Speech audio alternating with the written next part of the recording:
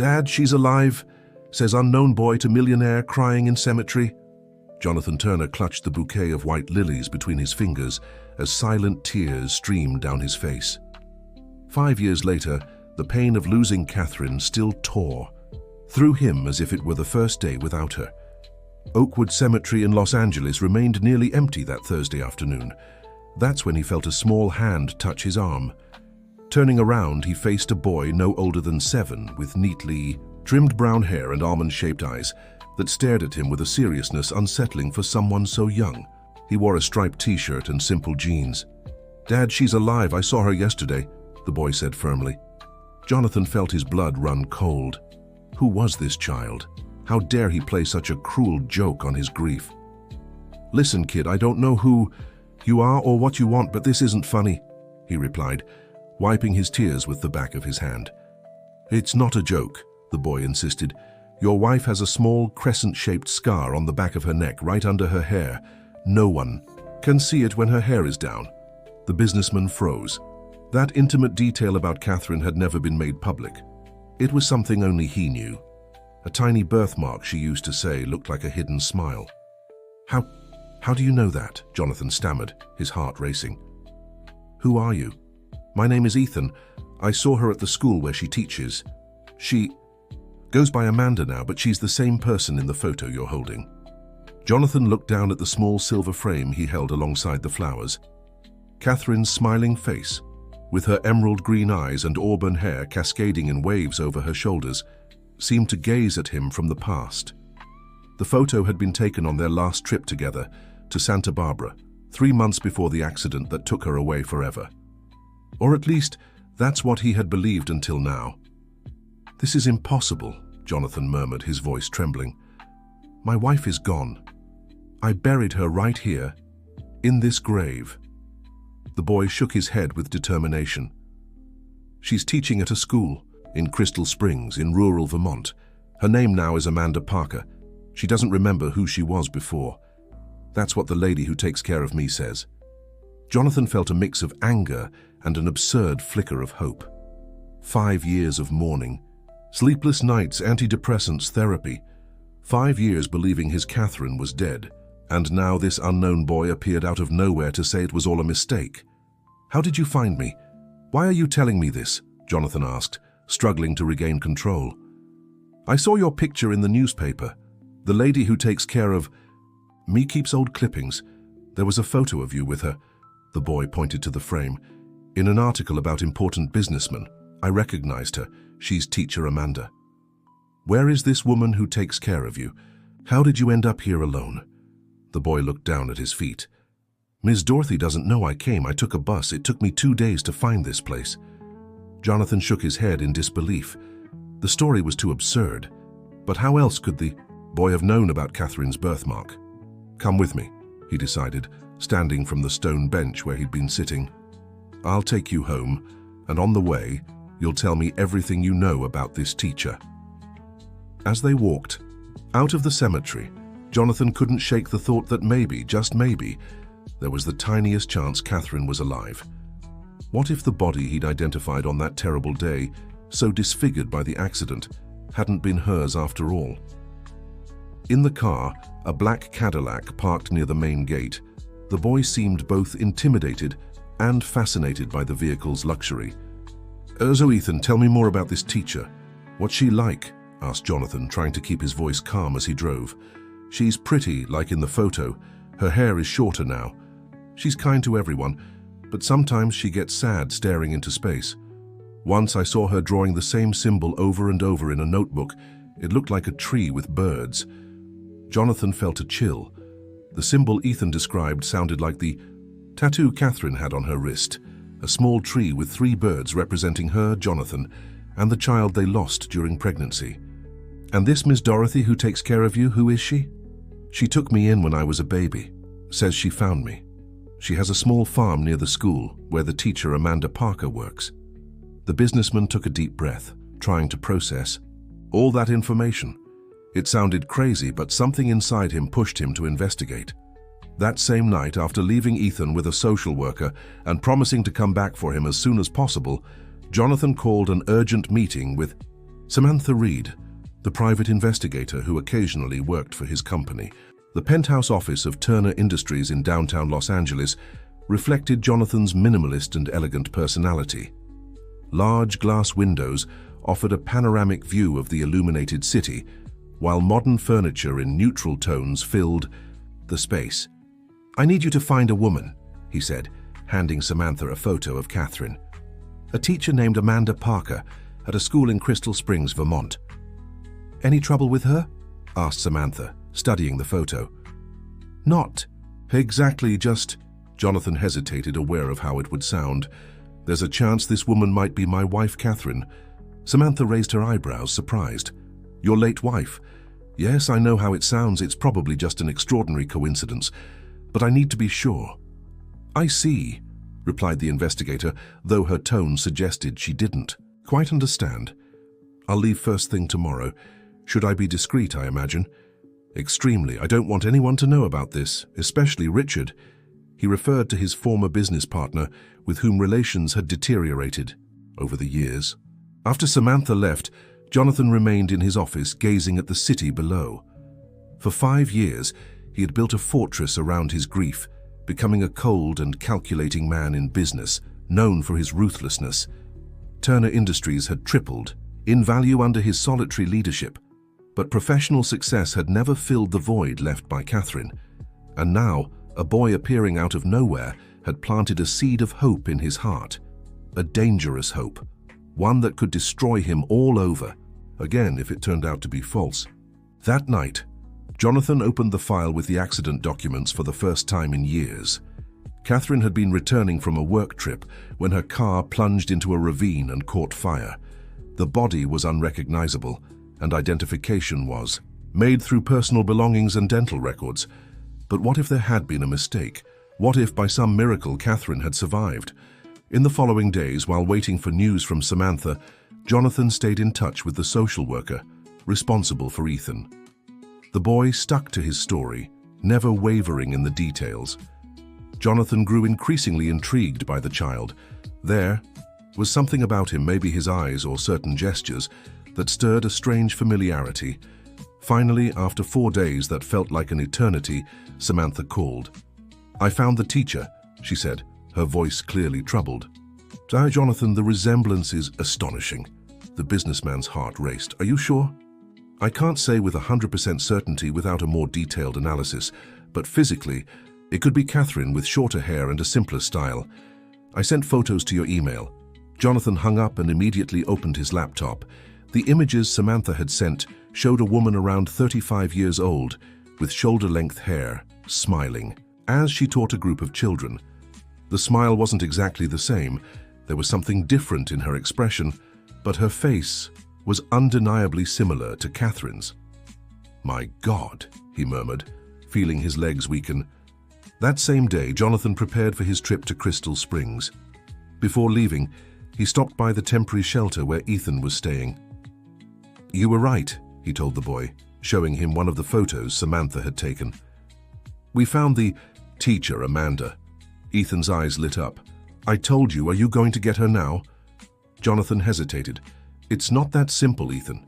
If she really is, who I think she is, something very serious must have happened for her to lose her memory and her past identity. I need to approach this carefully." "Can I come with you?" the boy asked hopefully. Jonathan considered it.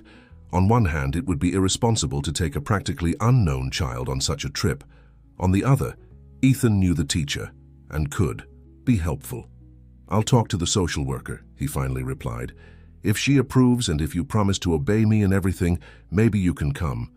After much negotiation and the condition that a social worker would accompany them, Jonathan secured permission to take Ethan. There was something about the boy that made him want to keep him close, an inexplicable connection that went beyond just knowing the teacher. The trip to Crystal Springs took nearly 6 hours. As they left the city and entered the countryside of Vermont, the landscape transformed. Skyscrapers gave way to lush mountains, the air grew cleaner, and the pace of life seemed to slow. Ethan slept in the back seat by the time they finally arrived at the small hotel where they'd be staying. It was a modest place but clean and welcoming, typical of small towns. "Tomorrow we'll go to the school," Jonathan told the boy as he helped him settle into the room next to his. "The school is on the main square. Everyone knows Teacher Amanda," Ethan said, yawning. The next morning, Jonathan woke early, gripped by a mix of anxiety and hope. After breakfast, he, Ethan, and the social worker Jennifer headed to the public school the boy had mentioned. But when they arrived, they were met with a heartbreaking sight. Part of the building was covered with tarps, clear signs of a recent fire. Workers moved back and forth, clearing debris. "What happened here?" Jonathan asked a man who seemed to be supervising. "Fire last week," the worker replied. "Started in the kitchen at night. Luckily, no one was inside." "I'm looking for a teacher who worked here. Amanda Parker." The man frowned. "Teacher Amanda?" His face darkened. "She doesn't work here anymore." "Since when?" "Since the fire. She showed up suddenly as the flames were spreading. No one knows how she found out, but she ran inside saying there were children trapped. Of course, there wasn't anyone, but she had some kind of nervous breakdown after that. They took her somewhere for treatment." Jonathan's stomach tightened. "Do you know where they took her?" "I'm not sure. Maybe the principal knows, but he won't be back until after lunch." Frustrated, Jonathan decided to search for more information around town. Accompanied by Ethan and Jennifer, he visited the small local shops, asking about the teacher Amanda. Everyone seemed to know and like her, but no one knew exactly where. She had been taken after the incident. "They say she had some kind of breakdown," commented a bakery owner. "She started shouting names no one recognized, saying she had to save someone. It was sad to see. Such a dedicated teacher, that young woman." By noon, when they returned to the school, the principal had arrived, a middle-aged man with a tired but kind expression. "Amanda was taken to a rest clinic in Austin," he informed them after hearing Jonathan's explanation about being a concerned, distant relative. "The teacher's health insurance covers the treatment. Apparently, the fire triggered some kind of past trauma. The doctors suspect dissociative amnesia." "Do you have the address of that clinic?" Jonathan asked, feeling his heart race. The principal hesitated. "I'm not sure I should share that information." "Please," Jennifer intervened, showing her social worker ID. "We're trying to help resolve a possible missing person case. It's very important." Faced with the official credentials, the principal finally relented and provided the address of St. Mary's Clinic on the outskirts of Austin. As they left the school, Jonathan noticed Ethan was unusually quiet. "You okay, kid?" he asked, placing a hand on the boy's shoulder. "I want to see Miss Dorothy," Ethan murmured. "She must be worried about me." Jonathan nodded. It made sense to visit the woman who had cared for Ethan, especially if she knew the teacher Amanda. "Do you know how to get to her house?" Ethan nodded, and soon they were driving down a dirt road winding through coffee plantations.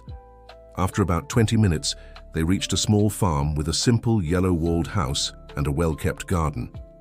They had barely parked when a white-haired woman hurried out of the house, her eyes fixed on Ethan. "Good heavens, where have you been?" she exclaimed, hugging him tightly. Then, noticing Jonathan and Jennifer, she straightened up.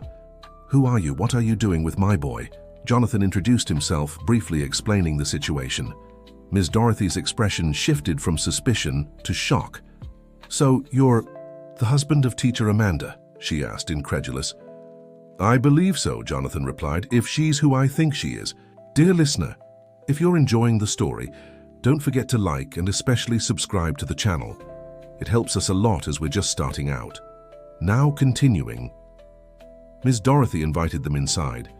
The interior of the house was simple but welcoming.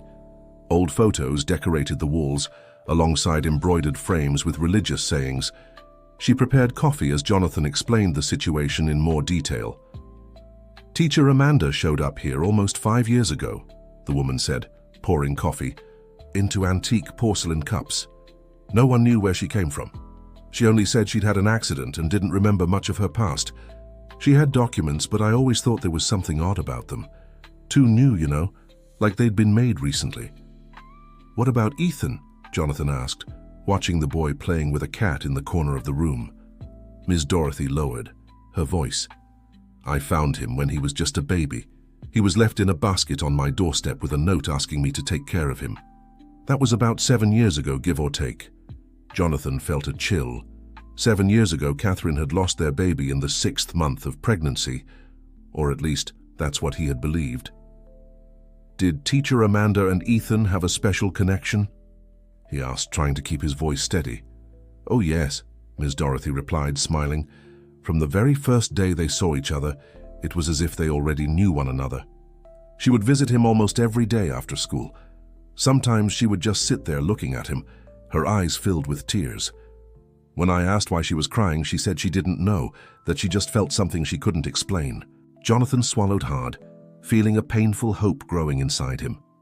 There's one more thing, the woman continued. The teacher used to sing a lullaby to Ethan. A strange melody, one I'd never heard before. She said the tune just came to her when she first saw the boy. What did it sound like? Jonathan asked, his heart nearly stopping. Ms. Dorothy began to hum softly, and Jonathan felt tears welling in his eyes. It was the song Catherine had composed during her pregnancy, a melody she sang to their unborn child every night. Do you know this song? Ms. Dorothy asked, noticing his reaction. My wife wrote it for our son before... He couldn't finish the sentence. The woman looked at Ethan, then back at Jonathan, her eyes widening with understanding. You think... I don't know, Jonathan interrupted. I don't want to jump to conclusions before I'm certain. Tomorrow we're going to Austin, to the clinic where Amanda is. Then we'll know more. That night, Jonathan couldn't sleep. His mind raced endlessly, piecing together and then dismissing theories. What if Catherine were alive, suffering from amnesia? What if Ethan were their son, somehow still alive? But how could that be possible? Who would orchestrate such an elaborate deception? And why? The next morning, they left Ethan in Ms. Dorothy's care and set off for Austin. St. Mary's Clinic was located in a wooded area on the outskirts of the city, its architecture more reminiscent of a resort than a medical facility. At the reception desk, Jonathan introduced himself, explaining that he was a relative of Amanda Parker. The receptionist typed something into her computer, frowned, and asked them to wait while she consulted a supervisor. Minutes later, a man in a white coat appeared. Mr. Turner, I'm Dr. Michael Brown, the psychiatrist overseeing Mrs. Parker's case. Could we speak in my office? Jonathan and Jennifer followed the doctor to an elegant room overlooking a well-tended garden. Mr. Turner, I understand you claim to be related to the patient, but there are no family members listed in her records, the doctor began. Actually, doctor, I believe Amanda Parker may be my wife, Margaret Turner, who was declared dead 5 years ago. The doctor looked at him with a mix of surprise and skepticism. I see. And do you have any evidence of this? Jonathan showed him photos of Catherine on his phone. The doctor examined them carefully. The resemblance is striking, no doubt, he admitted. But cases of lookalikes aren't uncommon. Besides, Mrs. Parker has a medical history that goes back several years.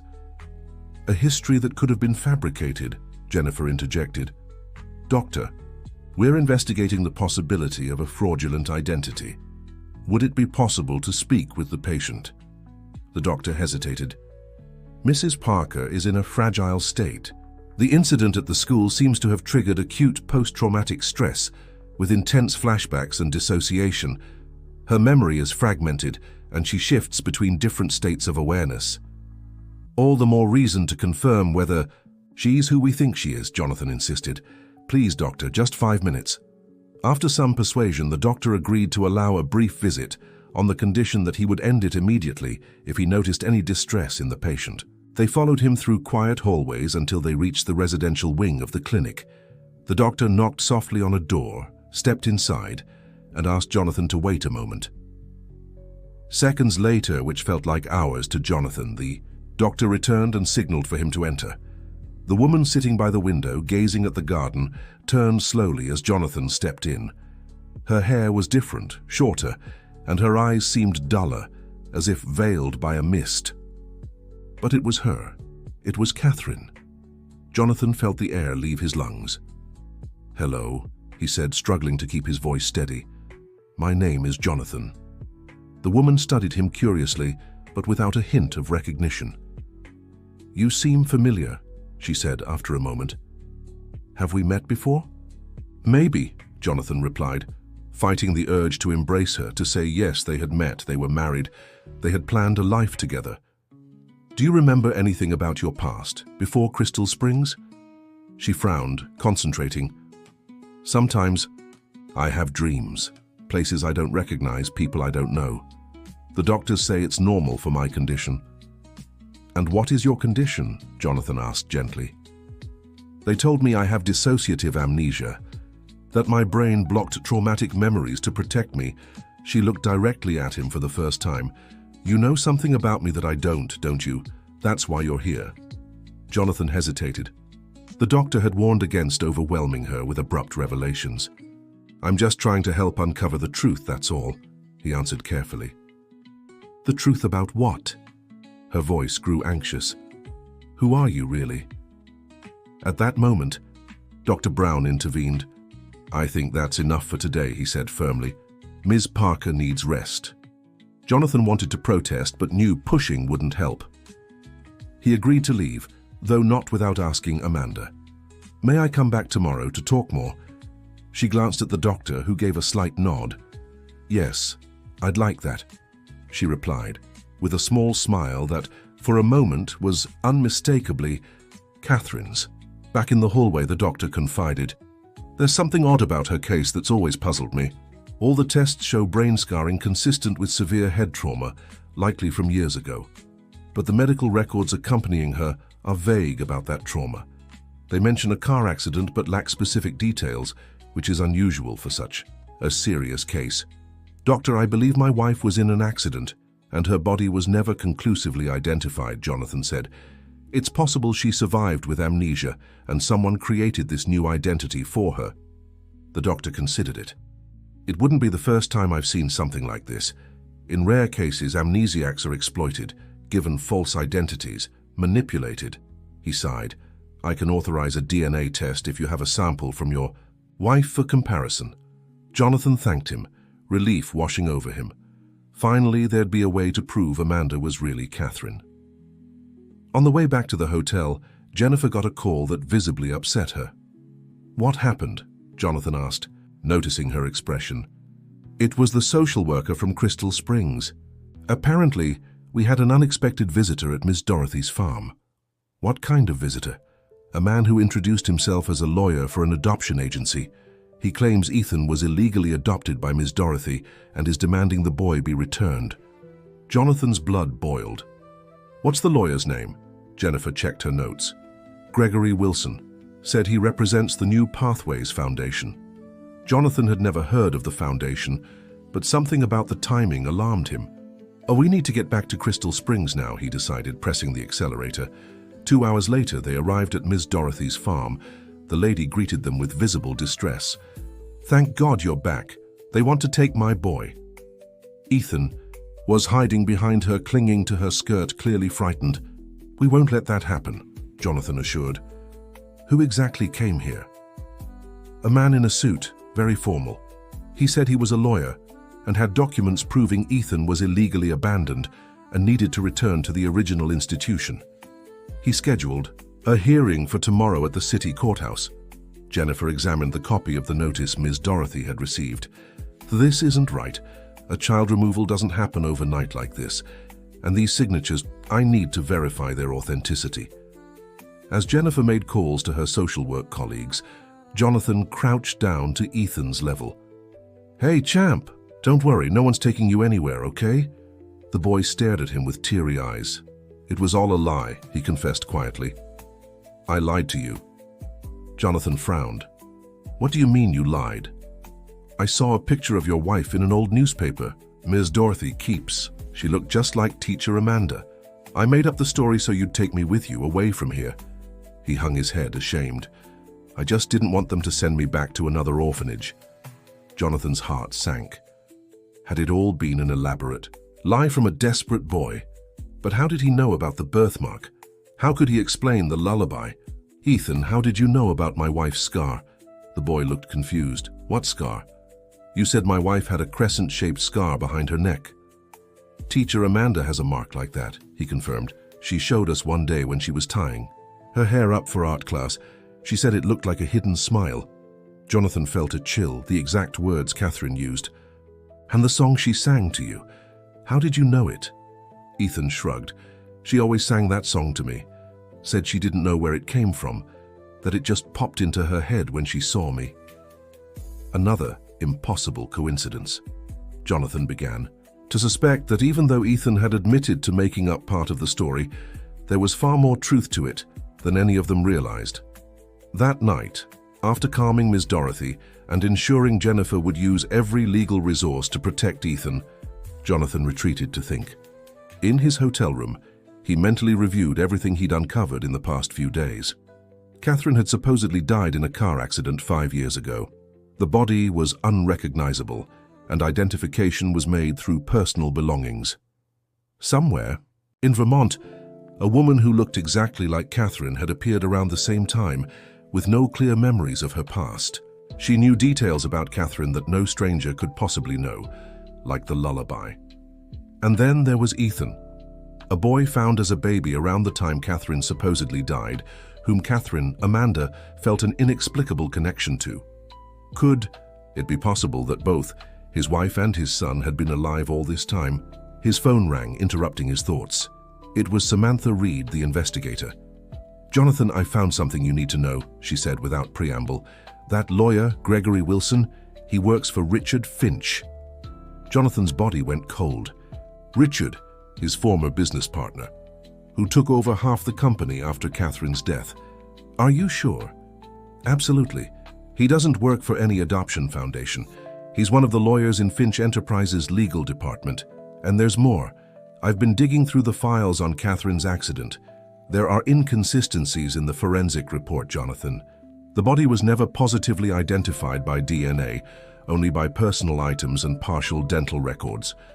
Jonathan's mind reeled with the implications. "Thank you, Samantha. Keep investigating. I want everything you can find about Richard and his activities in the months before and after Catherine's accident." Hanging up, Jonathan felt a rising fury. Could Richard be behind all this? Could he have orchestrated Catherine's fake accident, separated Ethan from her, and created false identities for both, all to take control of part of the company? The next day, Jonathan and Jennifer appeared at the Crystal Springs courthouse, accompanied by Ms. Dorothy and Ethan. To their surprise, the lawyer Gregory Wilson never showed up. After hearing Jennifer's explanation about the irregularities in the case, the judge decided to keep Ethan under Ms. Dorothy's temporary care until a full investigation could be completed. "That was strange," Jennifer remarked as they left the courtroom. "Why file such an urgent petition and then not even show up?" "Because Ethan was never the target," Jonathan replied thoughtfully. "It was a warning. Someone is telling us they know what we're doing and have the power to interfere." Back at the clinic in Austin, Jonathan was informed that Amanda had a restless night filled with intense nightmares and episodes of confusion. Dr. Brown had authorized a DNA test, which would be conducted that afternoon. "She's been compulsively drawing since yesterday," the doctor said as they walked to her room. "The same pattern over and over. You might want to take a look." When they entered, Amanda Catherine was sitting at the table, focused on her drawing. Hearing the door, she looked up and smiled at Jonathan, a warmer smile than the day before. "You came back," she said, seeming genuinely happy. "I promised I would," Jonathan replied, stepping closer to see what she was drawing. His heart nearly stopped. It was the pattern of the wallpaper they had chosen together for the nursery of the baby they had hoped for, a design of little boats sailing among clouds, which Catherine had customized with her own details. "It's beautiful," he said, his voice thick. "Where did you see this design?" She frowned, thoughtful. "I don't know. It's been in my head for days, ever since the fire. It feels important, but I can't remember why." Jonathan desperately wanted to tell her everything, who she really was, who he was to her, but he knew it could be traumatic and counterproductive. "I brought someone who'd like to see you," he said instead. "Is it all right if he comes in?" She nodded, curious, and Jonathan signaled for Ethan to enter. The reaction was immediate and intense. At the sight of the boy, Amanda Catherine's eyes filled with tears and she pressed a hand to her chest as if feeling physical pain.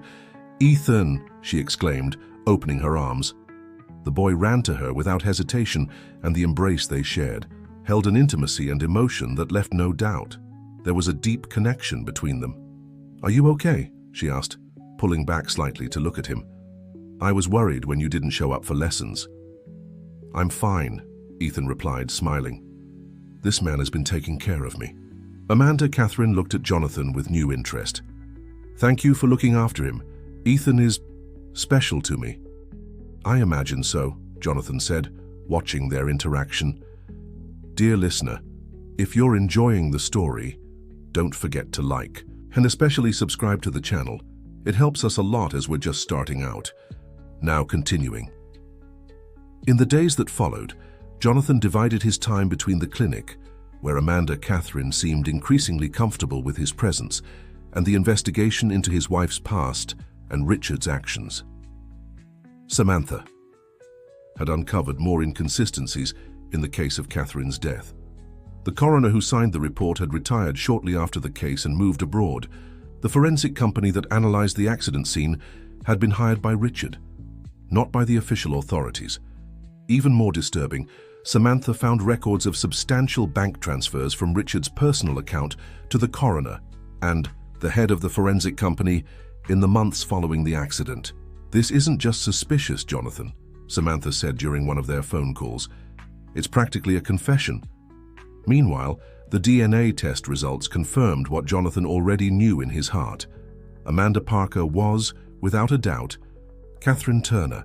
Dr. Brown, confronted with this evidence, seemed genuinely surprised. "This is an extraordinary case," he admitted. "Someone fabricated a complete identity for her, including a medical history. That requires resources, influence, and a very strong motive." Amanda Catherine's memory was slowly recovering, especially after Ethan's visit. She began having more frequent flashbacks, though they were still disjointed. In one, she recalled a heated argument with a man in an elegant office. "He wanted me to sign some document," she told Jonathan. "I refused. He grew increasingly agitated, saying it was for the good of the company." "Can you remember what he looked like?" Jonathan asked, suspecting it was Richard. Tall, with graying hair at the temples, he wore thin glasses. His face seemed familiar, but I don't know why. The description matched Richard perfectly. Jonathan decided to show her a photo of his former partner, mixed with photos of other executives, to see if she recognized him. When she saw Richard's image, Amanda Catherine paled. "That's him, the man from my dream." Her breathing quickened. He was there, at the accident. I remember seeing him, staring at me, before I lost consciousness." Jonathan tried to stay calm, but inside, he was boiling with anger. "Do you remember anything else about the accident?" She closed her eyes, concentrating. "It was raining. I was driving on a mountain road. I was on the phone with someone important to me." She opened her eyes, looking directly at Jonathan. "It was you, wasn't it? I was talking to you." Jonathan nodded, tears welling in his eyes. "Yes. You called to say you were coming home. That you'd discovered something important and we needed to talk. It was the last time I heard your voice." Something seemed to click in her mind. "I found something about him, the man in the photo, something serious. Documents." She frowned. "Frustrated. I can't remember what it was." Jonathan took her hands in his. "Don't force it. The memories are coming back naturally. Give your brain time." Ethan's DNA test was the next logical step. With Ms. Dorothy's permission and the support of social services, the boy's sample was compared to Jonathan and Amanda Catherine's DNA. The results, when they came, confirmed what many had suspected. Ethan was, with 99.9% certainty, the equal biological son of Jonathan and Catherine. The news left everyone in shock, especially Ms. Dorothy, who cried upon realizing she had unknowingly cared for the couple's child. "How is this possible?" Jonathan asked Dr. Brown. "Catherine lost our baby in the 6th month of pregnancy. The doctors told us he didn't survive. If the accident and your wife's death were faked, it's possible the loss of the baby was too," the doctor replied. "Perhaps she gave birth while under her new identity, and the child was taken from her shortly after." The theory made sense and explained the instant connection Amanda Catherine felt with Ethan when she first saw him in Crystal Springs. Even without knowing, her mother's heart recognized her own son. Armed with all this evidence, Jonathan had to confront Richard. Not legally, not yet. He wanted to look his former partner in the eye and understand why he had destroyed his family. Finch Enterprises occupied an entire floor in a towering building in the financial heart of Los Angeles. Though Jonathan was still technically a partner in the company, now renamed after the split from Turner Industries, it had been years since he'd set foot in that building. Ignoring the surprised glances of the employees, Jonathan went straight to Richard's office, brushing aside his secretary's attempt to announce his arrival. Richard was on the phone when Jonathan walked in. Seeing him, his eyes widened briefly before he regained his composure. "I'll call you back," he said, into the phone, hanging up. "Jonathan, what a surprise. To what do I owe the honor?" "So you know exactly why I'm here, Richard," Jonathan replied, closing the door behind him. "Or should I call a lawyer and the police to make it clearer?" Richard's face paled slightly, but he kept his expression neutral. "I have no idea what you're talking about." Jonathan tossed an envelope onto the desk, containing copies of all the evidence Samantha had gathered. The bank transfers, the inconsistencies in the accident report, the fake documents for Amanda and Ethan. "Junior, Catherine is alive, Richard, and so is our son. You faked the accident, separated mother and child, created false identities for both of them, all to take half the company." Richard examined the documents, his composure gradually crumbling. "This is absurd. Forgeries, they prove nothing. The DNA tests prove it.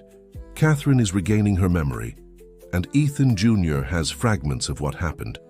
It's only a matter of time before we have the full story." Richard stood up, visibly shaken. "You don't understand. I never meant to hurt anyone." "Hurt?" Jonathan nearly shouted. "You destroyed my family, Richard. For 5 years I believed my wife and son were dead." "She found out, Jonathan.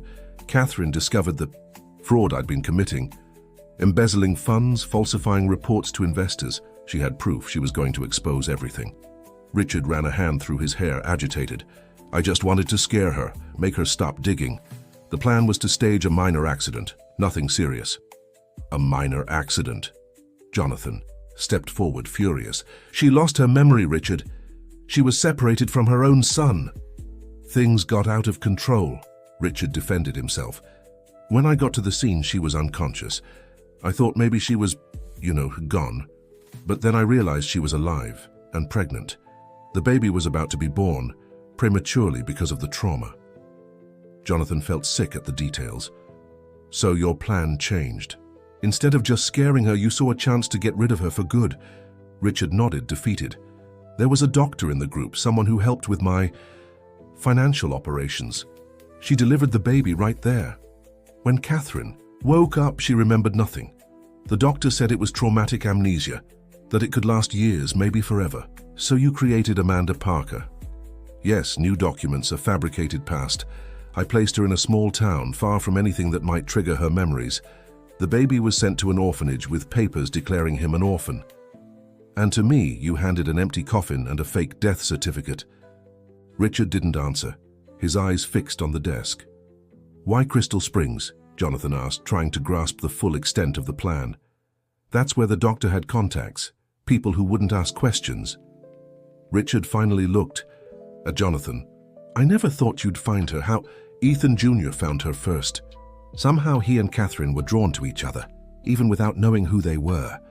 He saw her photo in an old newspaper, recognized her as his teacher, and came looking for me." Richard shook his head in disbelief. "Fate has a cruel sense of humor." "I'll give you a choice, Richard," said Jonathan, controlling his anger. "Either confess everything to the authorities now, and I'll plead for some leniency in your trial, or I'll personally make sure you receive the maximum sentence for all your crimes." His former partner was silent for a long moment. "You win. Jonathan, you always win in the end." He picked up the phone. "I'll call my lawyer. I'll make a full confession."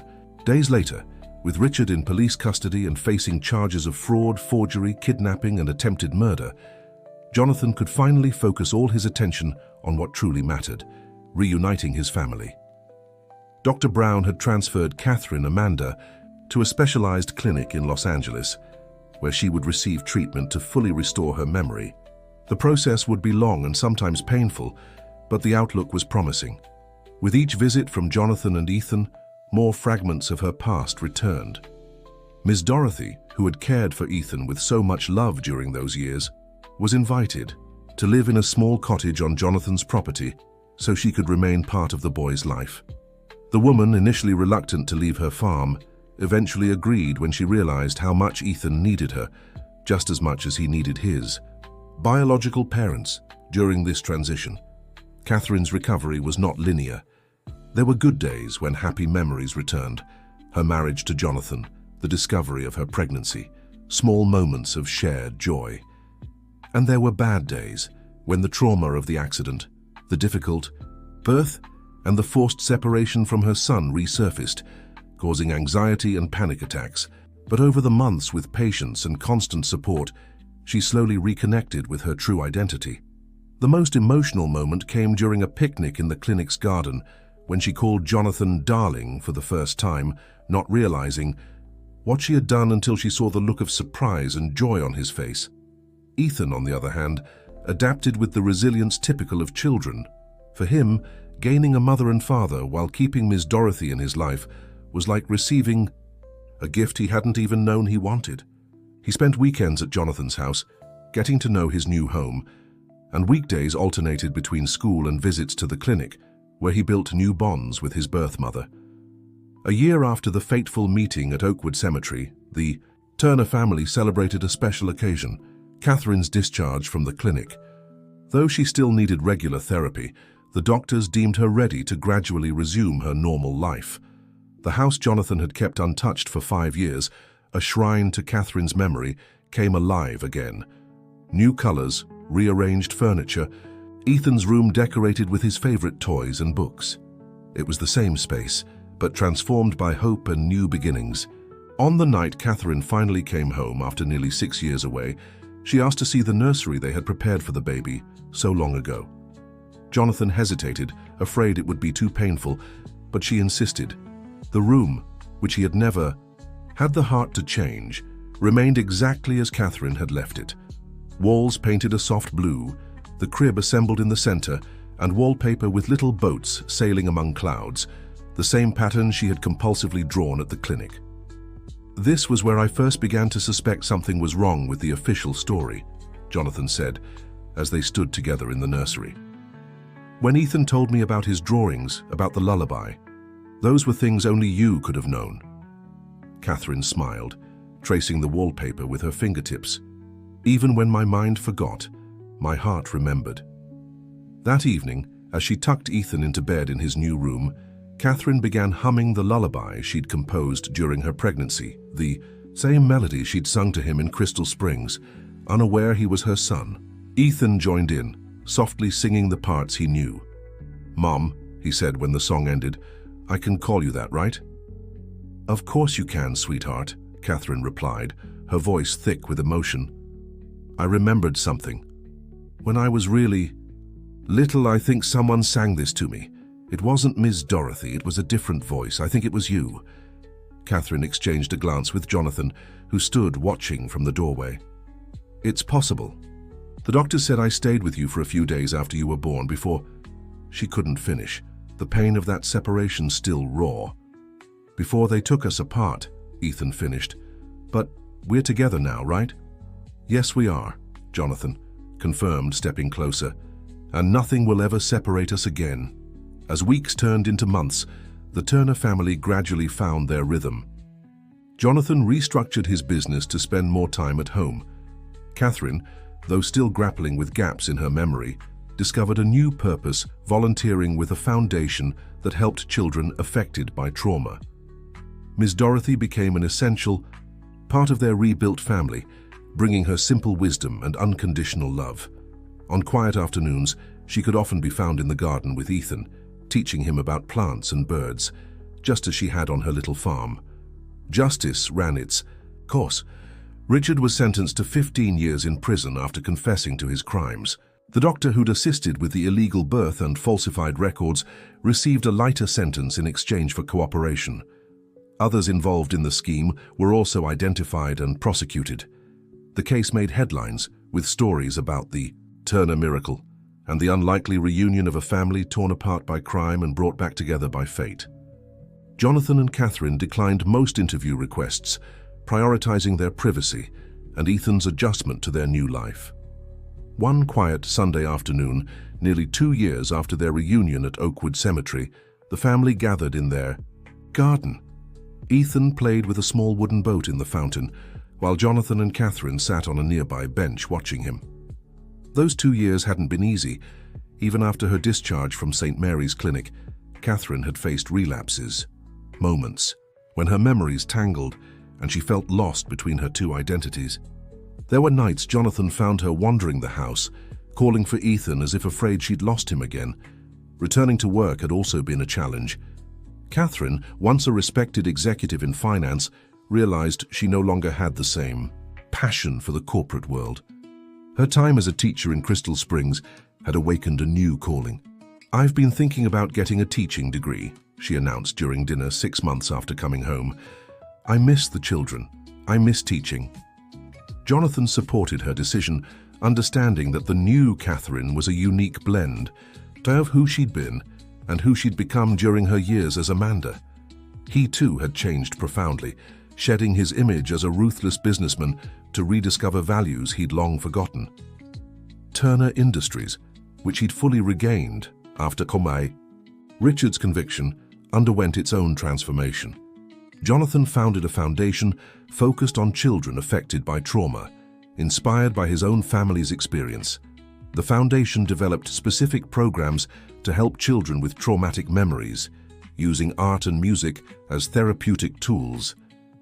Ethan, initially shy at school, gradually gained confidence. His talent for drawing surprised everyone, especially when he began creating illustrated stories about a boy and his little boat sailing through the clouds. The art teacher was so impressed that she entered one of his pieces in a citywide contest, which he won. "Where do you get these ideas?" Catherine asked one evening, flipping through one of his sketchbooks. "From my dreams," Ethan replied. "I dream a lot about boats sailing in the sky." Catherine and Jonathan exchanged glances. It was the same theme as the wallpaper they had chosen for the baby's room years ago.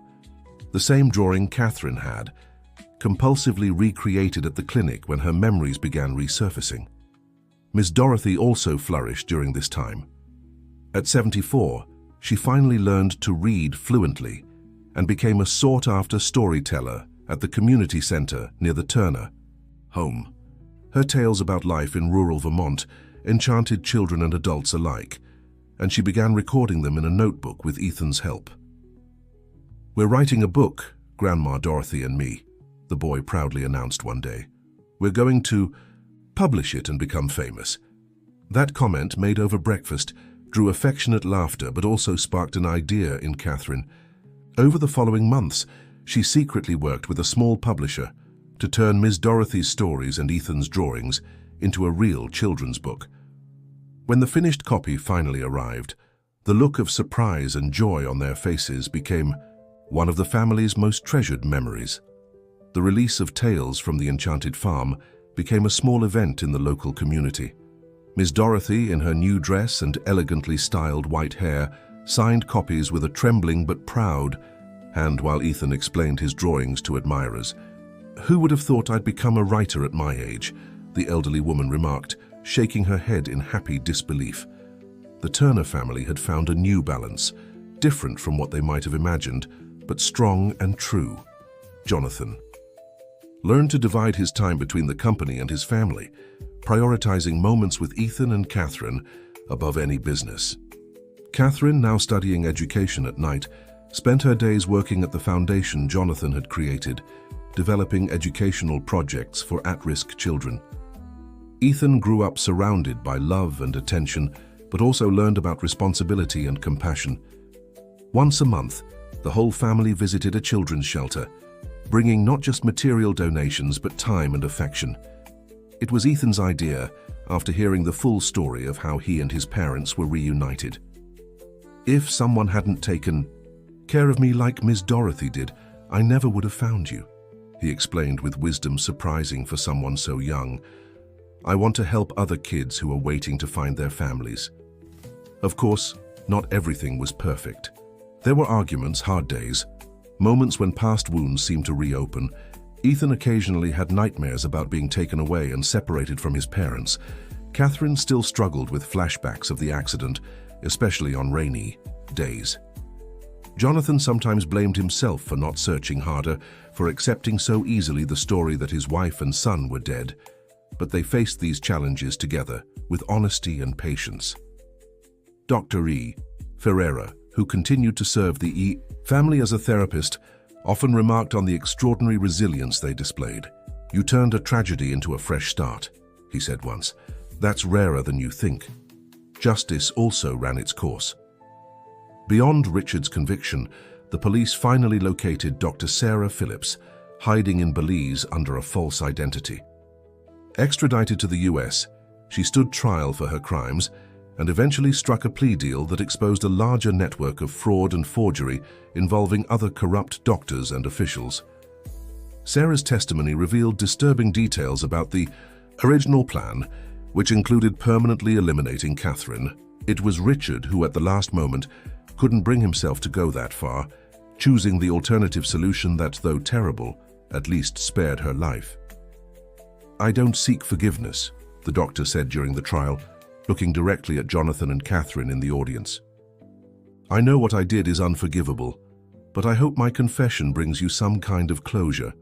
Catherine, after much reflection, decided to visit Sarah in prison 3 months after her sentencing. It was a decision that surprised everyone, including Jonathan, who initially strongly opposed it. "I need to do this for myself," she explained, "not to forgive her, but to understand, to truly move forward." The meeting lasted only 20 minutes, and Catherine never shared all the details of what was said, but she returned home calmer, as if a weight had been lifted. "She was just a tool," she told Jonathan later. "The real enemy was greed, power, the idea that human lives are disposable in the face of financial interests." These reflections led Catherine to a new direction in her studies. Beyond education, she began specializing in business ethics, eventually becoming a speaker on the topic at universities and conventions. Her personal story, though never sensationalized, lent weight and authenticity to her words about the human consequences of corporate corruption. And so, gradually, the Turner family rebuilt not only their lives, but also their understanding of what truly mattered. Material wealth, once so central to Jonathan, now seemed secondary compared to the privilege of watching Ethan grow, rediscovering love with Catherine each day, and having Ms. Dorothy as part of their family. Suddenly, as they watched Ethan playing, with his little boat in the fountain that Sunday afternoon, the boy looked up at them and smiled. "Ethan Jr. is happy," he said, referring to himself by the nickname his parents had used when he was still in Catherine's womb. A name never mentioned since their reunion. Catherine and Jonathan exchanged a surprised glance. It was the first time Ethan had used that name, known only to them. "How do you know that name, son?" Jonathan asked, moved. Ethan shrugged, with the simplicity of children. "I don't know, I guess I always knew. It's my secret name, right?" In that moment, more than any scientific test or recovered memory, Jonathan and Catherine understood that the bonds tying their family together had survived everything. Separation, time, forgetting. On some level beyond rational understanding, they had always been connected. "Yes, it's your secret name," Catherine confirmed, tears in her eyes. "Our little sailor navigating through clouds."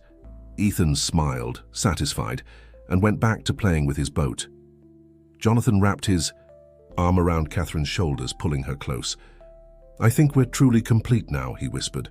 Catherine nodded, resting her head on her husband's shoulder. "We always were. We just needed to find our way back." In the following months, life continued to surprise them with small, everyday miracles. One came in the form of an unexpected phone call that would once again change the family dynamics. It was a rainy May afternoon when social worker Jennifer called Jonathan. Her voice carried restrained excitement. "Mr. Turner, remember when I mentioned we needed to check if Ethan had any biological relatives besides you? Well, through the DNA registry in the national system, we found a match." Jonathan felt a chill down his spine. Could there be someone else involved in the conspiracy? Someone claiming Ethan? What kind of match? He asked, tense. A paternal... Grandmother. Your mother, Mr. Turner. Jonathan nearly dropped the phone. His mother, Margaret Turner, had moved to England almost 10 years ago after his father's death. The relationship between mother and son, always complicated, had deteriorated further when Jonathan became consumed by work after Catherine's supposed death. My mother took a DNA test. Why? Apparently, she returned to the US a few months ago and needed extensive medical tests due to heart problems. The DNA test was part of the protocol, and the system automatically cross-referenced it with the database of adopted or displaced children. Jonathan tried to process the information. His mother was in the US, sick, and hadn't even reached out to him. Does she know about Ethan, about Catherine? No, the results just came in. Since you're Ethan's legal guardian, we received the notification first, but we'll need to inform her as well. After hanging up, Jonathan remained motionless in his office, lost in thought. The last time he'd spoken to Margaret was nearly 3 years ago, a brief formal call on her birthday. How could he explain everything that had happened? How could he introduce her to a grandson she never knew existed? That evening, Jonathan told Catherine about the call. She listened carefully, sensing the storm of emotions behind his measured words. "Do you want me to call her?" Catherine offered. "I always had a good relationship with your mother." It was true. Margaret and Catherine had developed a bond that always surprised Jonathan. His mother, usually reserved and critical, had been warm and affectionate with her daughter-in-law. Maybe that would be best, he agreed after a moment. But don't tell her everything over the phone. This is the kind of story that needs to be explained in person. The next day, Catherine called Margaret. The conversation lasted nearly an hour, with Catherine only revealing that she was alive, that there had been a terrible mistake, and that there were important things they needed to discuss face to face. Margaret, after the initial shock, agreed to meet them. The reunion was scheduled for the following weekend at the Turner home. Jonathan spent the days beforehand restless, rearranging the house, worried about how Ethan would react to a grandmother he never knew existed and how his mother would handle the revelations. When the day arrived, it was Ms. Dorothy who brought the necessary perspective. "Families are complicated, my dear," she told Jonathan as they prepared a special lunch. "But in the end, what matters is love. Your mother might be shocked. She might need time, but she'll love that boy. Impossible not to." Margaret Turner arrived promptly at 11 in the morning. At 75, she still carried the elegant posture and piercing gaze that had always defined her, though Jonathan immediately noticed signs of fragility in her once imposing figure. The reunion with Catherine was emotional. The two women embraced for a long time, with Margaret repeating over and over that she couldn't believe it, that it was a miracle. When Jonathan approached, she hugged him too, something she rarely did. "Why didn't you tell me sooner?" Margaret asked, still holding Catherine's hands. "All these years." "It's a long and complicated story, Mom," said Jonathan. "And there's more." It was at that moment that Ethan entered the room, accompanied by Ms. Dorothy. The boy, who had been prepared for the meeting, observed the unfamiliar woman with curiosity. Margaret froze when she saw him. Her eyes, identical to Jonathan's, scanned every detail of the boy's face, lingering on the features that clearly reflected both her son and daughter-in-law. "This is..." Her voice faltered. "This is Ethan, your grandson," Jonathan confirmed. "Ethan, this is your grandmother, Margaret." What followed was a long and emotionally intense conversation, with the full story being revealed gradually. Margaret listened in silence, occasionally wiping away tears, especially when Catherine described the childbirth under precarious conditions and the forced separation from the baby. "All this time I had a grandson," murmured Margaret, watching Ethan play in the garden visible through the living room window. "And you went through all of this alone." "You didn't know," Catherine said gently. "No one could have imagined." Margaret turned to Jonathan, her eyes revealing deep sadness. "I came back to Los Angeles because I received a serious diagnosis. I sought out the best doctors, underwent every treatment. I wanted to put my affairs in order before—" She hesitated. "Before saying goodbye, but I hesitated to reach out to you.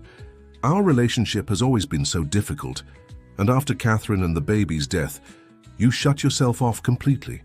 I thought I'd just be a burden, another pain for you to bear." Jonathan felt a lump in his throat. "What diagnosis, Mom?" "Advanced cardiomyopathy. The doctors gave me 6 months to a year with treatment." A heavy silence filled the room. It was Ms. Dorothy who broke it, entering with a tray of coffee. "6 months is enough time to get to know your grandson, Ms. Margaret, and who knows what might happen in that time. Life surprises us." The simple words spoken with quiet conviction had a powerful effect. Margaret smiled for the first time since she'd arrived. "You're right. I already received one miracle today, finding Catherine alive and meeting my grandson. Who am I to say there can't be others?" That meeting marked the beginning of another chapter in the Turner family's story. Margaret, with the determination that always defined her, sold her home in England and moved into an apartment near her son's house. Initially reluctant to accept help, she gradually allowed Jonathan and Catherine to participate in her treatment, consulting specialists and exploring alternatives. Against all odds, Margaret responded positively to the new treatments. Her cardiologist, surprised by the improvement, attributed it not just to the medication, but also to the evident change in her emotional state. "The heart is a mysterious organ," he remarked during one appointment. "Sometimes it needs more than medicine to grow stronger." Margaret's relationship with Ethan blossomed quickly. The boy, with his innate ability to connect with people, soon found in his grandmother an ally and confidant.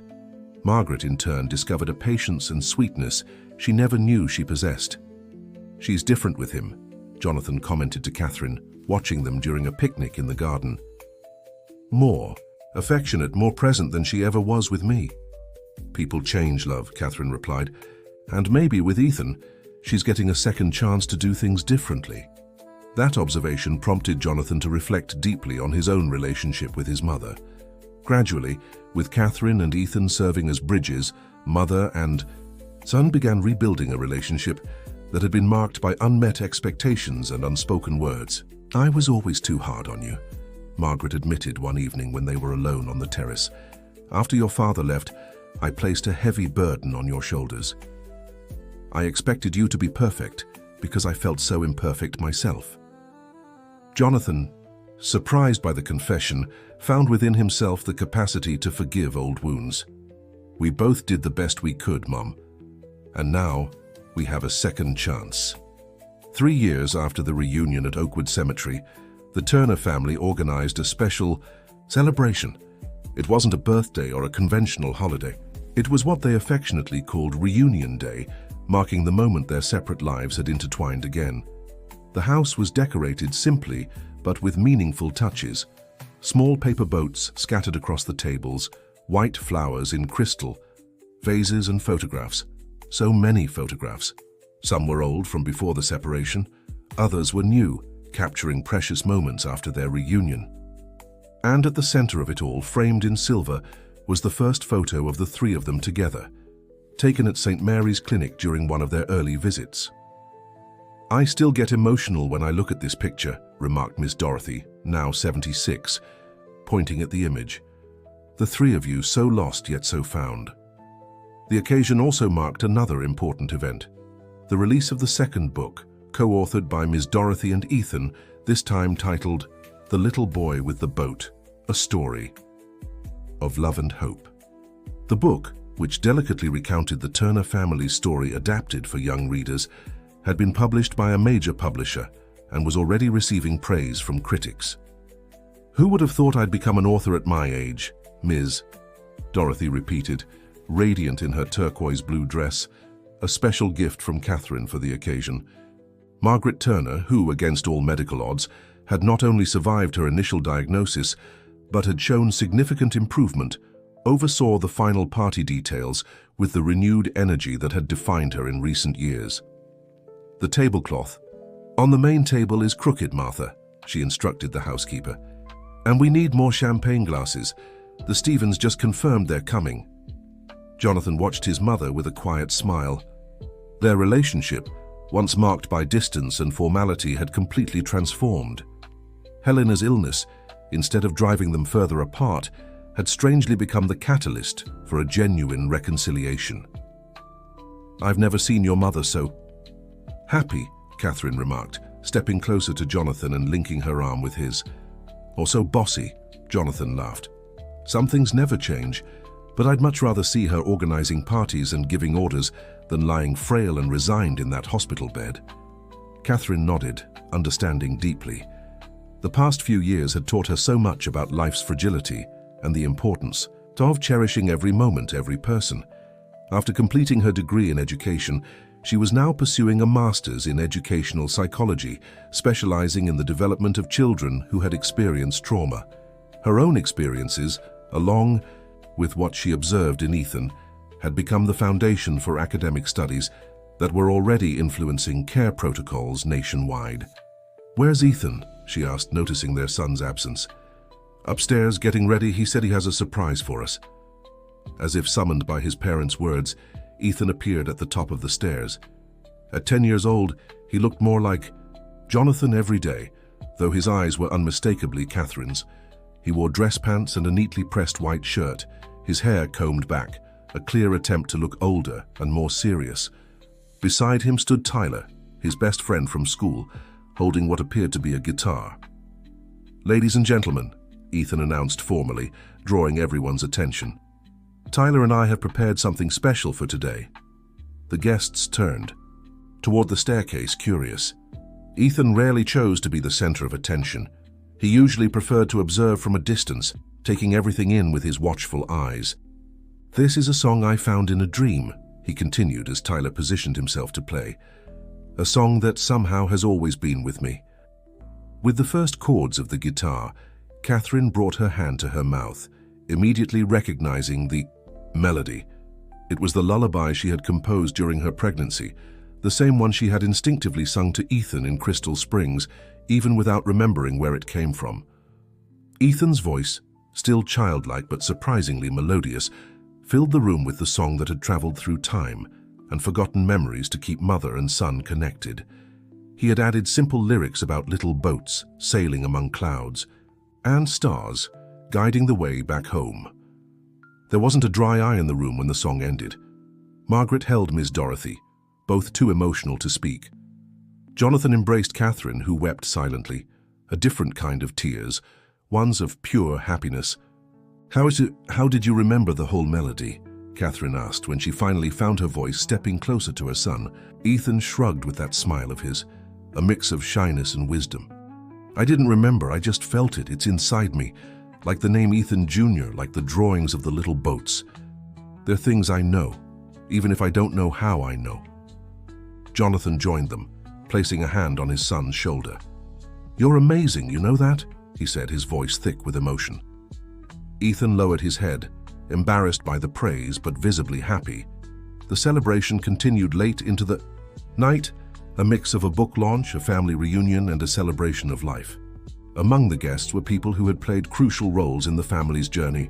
Jennifer, the social worker who had believed in Ethan and Jonathan from the start. Samantha Reed, whose relentless investigation had uncovered Richard's conspiracy. Dr. Brown, who had guided Catherine through her recovery. Colleagues from the foundation Jonathan had created, Ethan's teachers, and friends who had remained loyal even in the hardest times. At one point, Catherine stepped onto the small makeshift stage in the garden to thank everyone for coming. Dressed in an elegant navy blue dress, her hair long again like in the days. Before the accident, she radiated a serene strength that impressed everyone. "They say life is made of meetings and goodbyes," she began. "But our story shows that some bonds are so strong that not even the most difficult circumstances can break them permanently." She paused, searching for Jonathan and Ethan with her gaze. "5 years ago, I existed as a different person, with another name, another life, other memories. And yet something in me knew. Something in me stayed connected to the people I love, even when my mind couldn't remember." She smiled, emotional, before continuing. "Our story could have been one of pain and loss.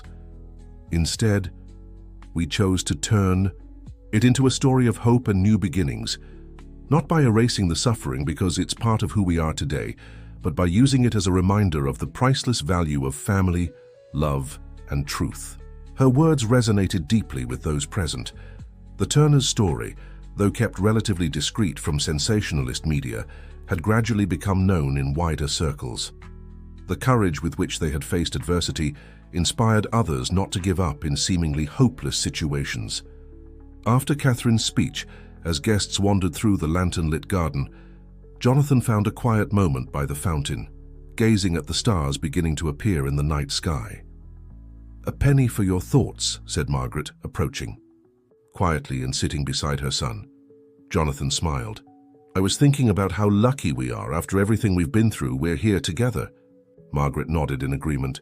"You know what the doctors say about my recovery? That it's medically and emotionally inexplicable." She paused, watching her grandson chatting animatedly with his friends across the garden. "I know the real reason. I found a reason to fight, to stay here. I found my grandson and reunited with my son." Jonathan covered his mother's hand with his, a gesture of affection that would have been unthinkable a few years earlier. "And we found you, Mom, truly, maybe for the first time."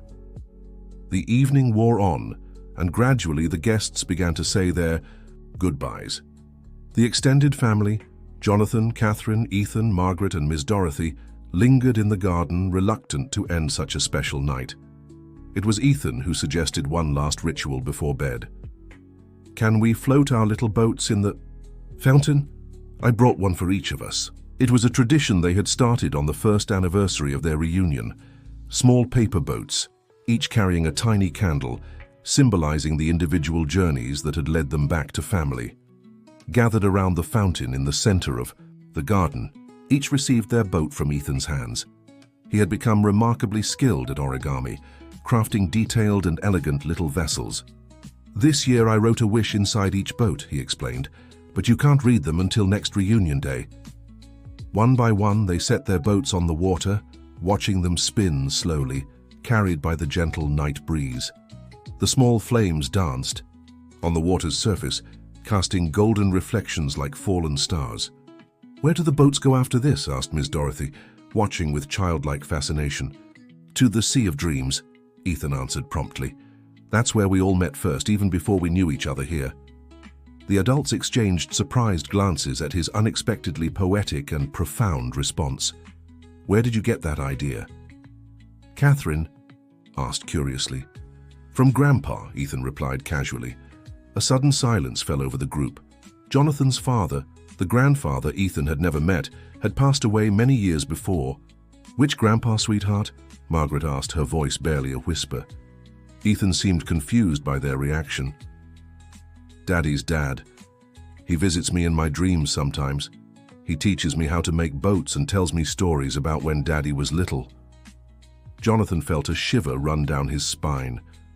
His father had been a skilled craftsman, specializing in miniature boat models, a passion he'd tried to share with Jonathan, who had never shown much interest, preferring the world of business. "What's he like in your dreams?" Jonathan asked, his voice rough with emotion. "Tall, with gray hair and a funny mustache. He always wears a blue sweater with wooden buttons, and he laughs a lot, a belly laugh." Silent tears streamed down Margaret's face. The description was perfect. Down to the blue sweater she had knitted for her husband, which he wore constantly, even on warm days. "He said he's proud of you, Dad," Ethan continued, unaware of the impact of his words, "for finding your way back home." Jonathan couldn't answer, overcome with emotion. Catherine squeezed his hand, offering silent support. "Well, it seems our family is even bigger than we thought," she said softly, watching the boats still circling in the fountain, their lights reflecting on the moved faces around them. That night, after everyone had retired, Jonathan lay awake for a long time, staring at the bedroom ceiling. Catherine slept peacefully beside him, her breathing a comforting rhythm in the darkness. He thought about all the unlikely coincidences, all the small decisions and big accidents that had led to this moment. If Ethan hadn't seen that old photograph, if he hadn't found the courage to go to the cemetery looking for a stranger, if Catherine hadn't been sent to that small town, where by chance Miss Dorothy lived with the baby she had taken in. If Margaret hadn't returned to Los Angeles exactly when they needed her, so many ifs, so many moments that could have taken different paths. And yet, here they were, together. A family rebuilt from the ashes of a tragedy crafted by greed. Jonathan wasn't a particularly religious or spiritual man. His life had been guided by numbers, contracts, calculated decisions. But faced with so many meaningful coincidences, he began to wonder if perhaps there were forces beyond his understanding, invisible threads connecting people who were meant to stay together. His last thought before drifting off was of his father. Could it be possible that in some mysterious way, he had truly been visiting Ethan in his dreams, teaching him to make the little boats Jonathan had never learned to build? The idea, rather than unsettling, brought him a deep sense of peace. It was as if the circle had finally closed, as if the wounds of past generations were being healed through the ones that followed. The next morning dawned clear and sunny, one of those rare perfect days that seemed blessed from the moment they began. The house slowly came to life with the scent of fresh coffee and the distant sound of Ethan's laughter, likely tangled in some mischief with Tyler, who had stayed over for a sleepover. Catherine found Jonathan on the porch, gazing at the garden, which still bore traces of the celebration from the night before. "Good morning, love," she said, handing him a cup of coffee. "Did you sleep well?" "Surprisingly well," he replied, accepting the coffee gratefully. "I had good dreams." "About little boats?" she teased, a playful smile on her lips. "Actually, yes. I was at a lake with my father. He was teaching me how to make paper boats, just like he did when I was a child." Jonathan paused, remembering. "I never had the patience to learn back then. I was always in a hurry, eager to move on to the next thing, the next challenge." Catherine sat beside him, leaning into her husband in a gesture of intimacy built over years. "And in the dream, did you learn?" "Yes, and it was easy, really. It was just paying attention, being present." He looked at her, his eyes reflecting the morning light. "I think that's been the biggest lesson of these past few years, the importance of truly being present." Catherine nodded, understanding perfectly.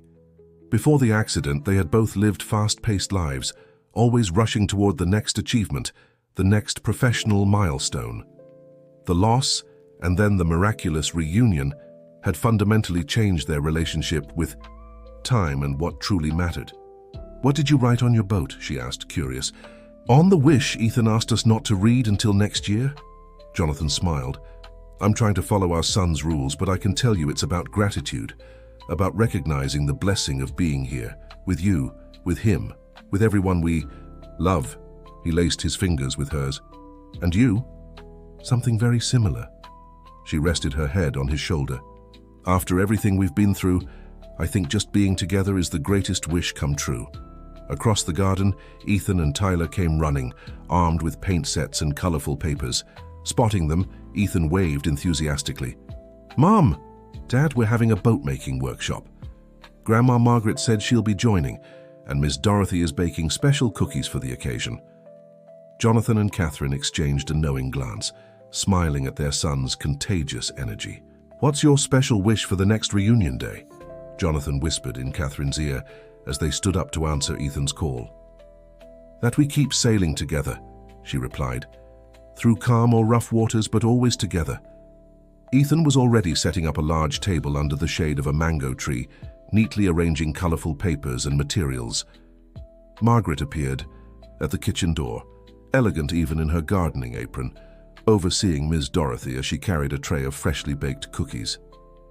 The scene was simple every day, but for Jonathan and Catherine it represented the pinnacle of an extraordinary journey.